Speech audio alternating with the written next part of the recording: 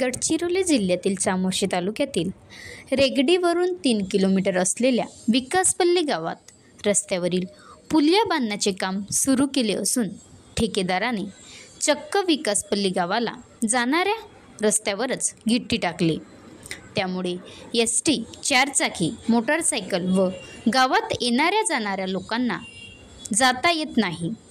रेगडीवरून विकासपल्ली वळणावर 1 किमी आधी गिट्टीचा ढीग टाकून रस्ता वाहतूक ठेकेदाराने बंद केल्यामुळे त्रास सहन करावा लागत असून अतिदुर्गम भागात समाजकार्याच्या नावाने स्वतः कामाची मागणी करून स्वतःच पुलियाची कामे राजारोपणे करीत असून अतिदुर्गम भागातील गौण खनिजाची परवानगी न घेता शासनाचा लाखो रुपयाचा महसूल ठेकेदाराच्या घशात जात असल्याचे गावातील लोकांनी कुजबूज असून शासनाचा लाखो रुपयाचा महसूल बुडविणाऱ्यांवर कारवाई करण्यात यावी अशी मागणी केली आहे।